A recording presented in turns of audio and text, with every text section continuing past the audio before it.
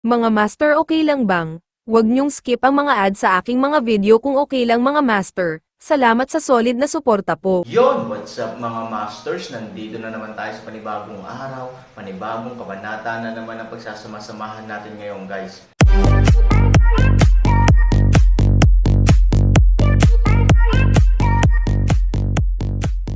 Bali mga masters, kung bago ka pa lang po sa aking YouTube channel, please click the subscribe button, lalong-lalo na po yung notification bell guys, para maging connected pa rin tayo sa isa't isa at maging updated kayo sa mga susunod ko pang video. Bali mga masters, bago natin umpisahan ng kwento ay mag-shoutout po muna tayo para sa mga solid nating tagapakinig. Shoutout kay Eric Francisco, shoutout kay Fernando Jimeno. Yun na nga mga masters, no? Bali hindi na ito patagalin. In 3, 2, 1, let's go! Pagkalabas na paglabas ng tanong ay sabik na sabik niyang hinintay ang sagot ng bisita. Ang pinuno ay nag-isip sandali, at pagkatapos ay sinabi, bilang isang tao, kailangan mong umasa, hindi lamang tumingin sa kasalukuyan, tama. Oo, hindi naintindihan ni Shower ang sinabi niya, pero subconsciously sumagot. Tama na, ang lamig ngayon, may nakasalubong akong kakaibang lalaki on the way here, he told me that after today, Night Sky City will be long time. Pagkarinig nito, natigilan si Shower, tapos bigla siyang ngumiti, guest officer, sino ang nakarinig niyan? Laging malamig sa syudad kapag gabi, pero hindi mainit, natatakot akong hindi mo maintindihan na nandito tayo, kaya, natatakot ba tayo na tayo ay nalinlang ng mga taong may lihim na motibo? May nag-echo din sa oras na ito, kuya, hindi mali ang sinabi ni Shower. Ang Yetian City na ito ay matatagpuan sa isang espesyal na posisyon, huwag mong sabihin na ang Yetian City ay magiging mainit saglit pagkatapos ng araw na ito, tingnan mo na lang itong Yetian City sa buong panahon at sa kasalukuyan, wala kahit isang saglit na init. Kuya, wag kang magpapaloko, kalokohan talaga ta. Tumanggo ang lahat, ito ay isang katotohanan. Para sa maraming tao na madalas pumunta sa Yetian City, hindi naman masyadong malamig dito. It is already the best time in Yetian City, hot. Paumanhin, ang mga pumunta dito ay hindi kailanman nagkaroon ng konsepto ng salitang ito. Pero hindi ko akalaing nagsisinungaling ang taong iyon, giit pa ng pinuno. Hehe, kuya, this must be a lie, let's talk about it. Sino ang kakaibang tao? Nasaan siya? Sino ang pangalan niya? O ano ang pangalan niya? Matagal na tayo sa Yetian City, maybe. Instead, I can find out this shameless person who is full of lies for you, and let you see the true face of this guy. Tama na kuya, dapat kausapin mo yan. Tumanggo ang pinuno, sinabi sa akin ng lalaki na ang kanyang pangalan ay Han Sanchen, kilala mo ba siya? Han Sanchen. Nang marinig ng madla ang pangalan, saglit silang natigilan, nagkatinginan sila, parang ang hirap tanggapin saglit. Sabi sa'yo ni Han Sanchen. Imposible ba ito? Bagaman ang Han Sanchen na ito ay matapang sa labanan at isang Diyos-tao, ngunit hindi niya siguro alam ang ating Yetian City, bakit niya nasabi iyon? Baka may gustong magpanggap na Han Sanchen. Nagkaroon ng maraming talakayan sa mga tao, at mahirap lutisin ang kalituhan ng ilang sandali. Then si Han Sanchen is from the Central Plains, he looks good looking, although this guy is not tall, capable and energetic din siya. I don't know if he is a fake, tanong ng lalaki. Sa sandaling lumabas ang mga salitang ito, sigurado ang lahat na kung totoo ang sinabi ng taong ito, nakilala nga niya si Han Sanchen. Kung tutusin, sa buong Yetian City, ang tanging taong makakahanap ng Zhongyuan ay marahil ay si Han Sanchen, at ang paglalarawan ng imahe at ugali ng taong iyon ay halos kapareho ng Han Sanchen na nakita nila. Kaya, kakaiba, bakit sinabi ni Han Sanchen na ang Yetian City ay magiging sobrang init sa susunod na yugto ng panahon? Oo, ano ang pinagbasehan niya? Isang grupo ng mga tao ang naguguluhan, mula sa isang teoretikal at prinsipyong pananaw, hindi sila maniniwala sa gayong mga pahayag. Gayunpaman, ang mahimalang pagganap ni Han Sanchen ay nabigla na ang kanilang mga puso, at ang grupo ng mga tao ay humanga kay Han Sanchen halos mula sa kaibuturan ng kanilang mga puso. Kaya ang mga salita ni Han Sanchen ay halatang may mahalagang posisyon. Walang pakialam ang lalaki sa reaksyon ng lahat, at pagkatapos ay tinanong si Shower, nga pala, Kuya Shower, may tanong ako na gusto kong itanong sa iyo. Matapos ang mga salita, ang lalaki ay kumuha ng isa pang amethyst at inilagay ito sa mesa. Obviously, ito ang tanong na reward na ibinigay sa kanya ng kabilang partido. Mayroong napakaraming pera, at maaari itong ituring na isa sa mga napakamapagbigay na customer na nakilala ni Shower. Gayunpaman, si Shower ay hindi nang ahas na tanggapin ang pera, ngunit mabilis na ibinaba ang kanyang ulo at sinabi, "Guest officer, kung mayroon kang anumang mga katanungan, magtanong lamang, tiyak na malalaman ng maliit ang lahat." Bahagyang tumanggo ang lalaki, at sinabing, "Gusto kong malaman, saan ba may nagbebenta ng yelo sa Yetian City?"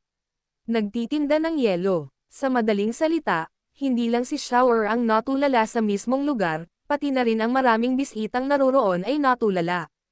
"Oo, at kailangan ko ng maraming yelo, kaya mas mabuting ipakilala mo ako sa isang nagbebenta na may maraming dami." Pagkahulog ng mga salita, tahimik na naghintay ang lalaki, pero sa pagkakataong ito, kung sino man ang unang humirit, at pagkatapos noon, nagtawanan ang lahat ng naruroon. Ha ha ha ha, ha ha ha ha. Humagalpak sa tawa ang buong unang palapag, kahit ang tindera ay hindi napigil ang takpan ang kanyang bibig at tumawa. Medyo natarante yung lalaki, "Anong tinatawanan mo? Nakakatawa ba yon?" Nagmamadaling paliwanag ni Shower, "Guest officer, please calm down, hindi naman sa gusto naming tumawa, pero hindi namin mapigilan. Bagamat ang aming Yetian City ay isang trading city, mayroon kaming lahat para sa pagbebenta at pagbili, ngunit wala kaming mga nagbebenta ng yelo dito." "Bakit? Hindi kaya mas mababa itong nagtitinda ng yelo?" "To be honest, hindi naman ganun, walang pagkakaiba sa pagitan ng mataas at mababa sa mga taong negosyante, hindi naman talaga kailangan ng yelo ang kapaligiran ng Yetian City." Bago pa matapos magsalita si Shower, sumingit na ang isang bisita, "Kuya, hindi mo na kailangan bumili ng yelo sa Yetian City, sa gabi lang naman, kumuha ng tubig, basta't maayos ang pagimbak nito, marami ka kasing yelo na may tubig." "Tama, sa ganoong lamig ng panahon, magwiwisik ka lang ng tubig at hintayang maging yelo, kaya bakit kailangan mong mag-alala?" Pagkatapos marinig ang mga salitang ito, hindi na nagsalita ang pinuno, at tumanggo. Panipi, "Okay, I see, you go prepare the dishes." Ang grupo ng mga bisita ay maraming nag-uusap, mahirap talagang magsimula ng isang pag-uusap. Nang dumating ang pagkain, ang lalaki ay huminto muli sa Shower. "Kami ay mga bagong dating, at hindi kami pamilyar sa Yetian City, we have a deal, so I would like to ask you to make arrangement."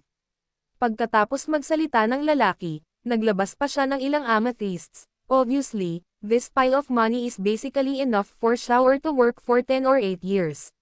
Natigilan si Shower, at mabilis na ngumiti at sinabing, "Guest officer, what are your orders? Since you said that me eyes, you can help me, Yetian City, at sinasabing bumibili ako ng maraming yelo, ngunit magbabayad ako ng mataas na presyo para sa sino mang may yelo, wanted. I can buy 10 cat ties of ice for 1 amethyst, can I?" Halos masuray-suray si Shower at bumagsak sa lupa on the spot. Kahit hindi gaanong pera ang amethyst, exaggerated na bumili ng yelo. Not to mention buying 10 cat ties for 1 purple, kahit 50 cat ties, there are people who will consider it is sell. Pagpapalit ng tubig sa pera. Bagamat hindi maganda ang kapaligiran ng Yetian City, walang kulang sa tubig sa kagubatan. "Guest officer, ikaw ba, sigurado ka ba?" Hindi makapaniwala si Shower, "Kung tatanggapin mo ang presyong ito, nag-aalala ako sayo." "Anong inaalala mo?" tanong ng lalaki. "Natatakot akong malugi ka. Bibili ng yelo sa ganitong halaga, huwag ka nang magsalita tungkol sa ibang tao, sabihin na lang natin na siya, wala akong ginagawa ngayong gabi, humihingi lang ako ng pahinga at umuwi, at pagkatapos ay maghanap ng mga tangke ng tubig, hindi ko na kailangan pang gamitin ang mga bagay na ito, maghukay lamang ng isang malaki sa lupa pagkatapos ay punan ang hukay ng tubig, at pagkatapos ng ilang oras ng pagyayelo, ito ay magiging pusa." Sa mga tuntunin ng temperatura sa Yetian City, maaari siyang umikot kahit ilang beses ngayong gabi. So, not to mention anything else, mag-isa lang, at least pwede siyang kumita ng kahit 10,000 amethyst sa taong ito.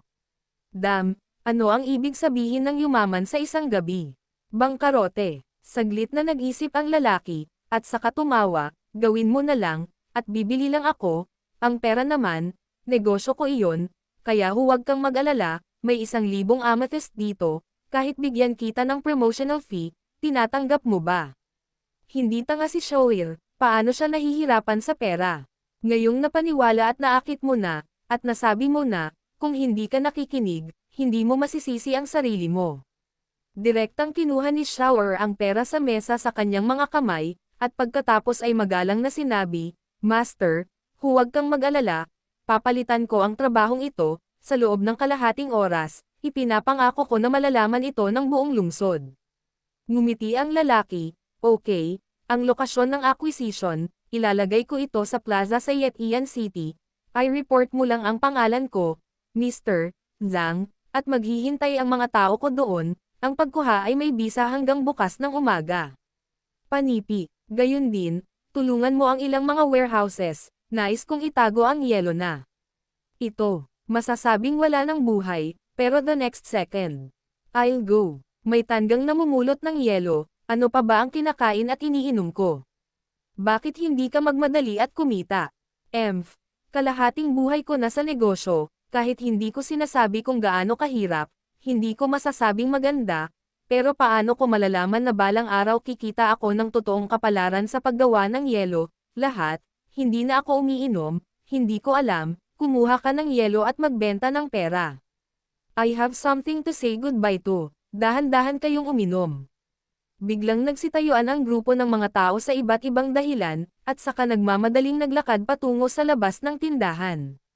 Kaagad pagkatapos, ang kwentong ito ay kumalat sa 10 at 10, at ang buong lungsod ng Yetian ay biglang tila nalasan, nilisan nila ang maingay at buhay na mga kainan, naghanap ng ilang lugar, at naghukay ng mga butas para magpalabas ng tubig para makagawa ng yelo.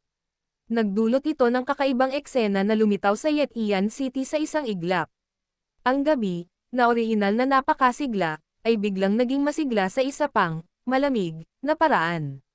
Lahat ay abala sa paggawa ng yelo, at lahat ay abala sa pagsisikap na magkaroon ng magandang kapalaran. Pagkatapos ng lahat, sino ang impyerno ang maaaring tumanggi dito?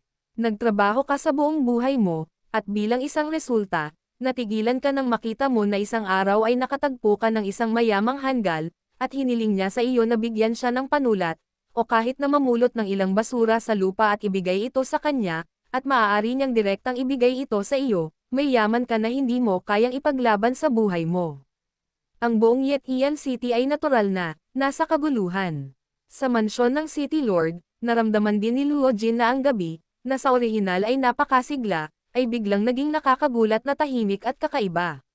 Tumayo na siya at tatawagan na sana ang mga katulong niya para magtanong, pero sa pagkakataong ito ay sumugod na ang mga katulong. May nangyari na naman ba sa labas? Baka may tumatawag sa tapat, bakit ang tahimik ng syudad?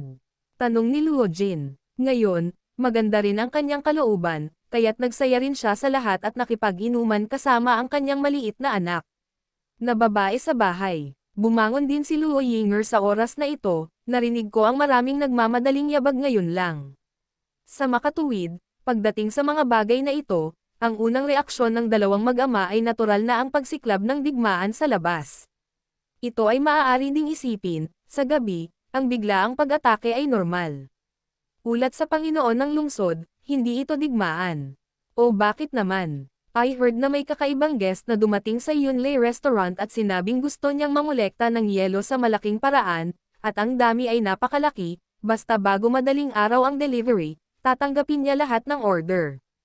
Ani ng yelo, nataranta ang mag-ama, malamig ang panahon sa Yetian City, at tumatagal lang ng ilang oras para maging yelo ang palamig na tubig, ano ang mabibili?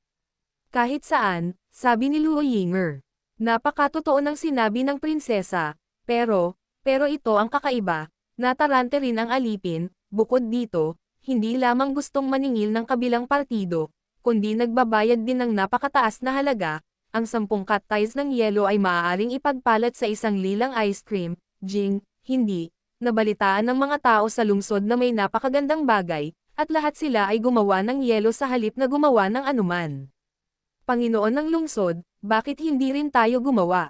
Kumunat ang noo ni Luo Yinger, at tumingin kay Luo Jin, kung gusto mong gumawa ng yelo, sa laki ng mansyon ng ating City Lord, ilang milyon, o kahit 10-10 milyong katay sa isang gabi ay hindi problema, hindi ito maliit na halaga. Kung gusto mong idagdag ang buong lungsod, magkano ang amethyst na babayaran? Sino ba itong taong nag-iipon ng napakaraming yelo, ano ang silbi nito? Hindi ko alam kung sino ang taong iyon, walang makikitang malinaw ang kanyang anyo habang nakasuot ng sombrerong kawayan, gayunpaman, nagbigay ang taong iyon ng ilang paliwanag kung bakit inani ang yelo, sabi ng katulong. Anong klaseng paliwanag? Tanong ni Luo Jin. Sabi ng lalaki na nakilala niya si Han Sanchen, at sinabi sa kanya ni Han Sanchen na ang Yetian City ay magiging sobrang init sa malapit na hinaharap, kaya, ang yelo ay magiging isang bihirang kalakal.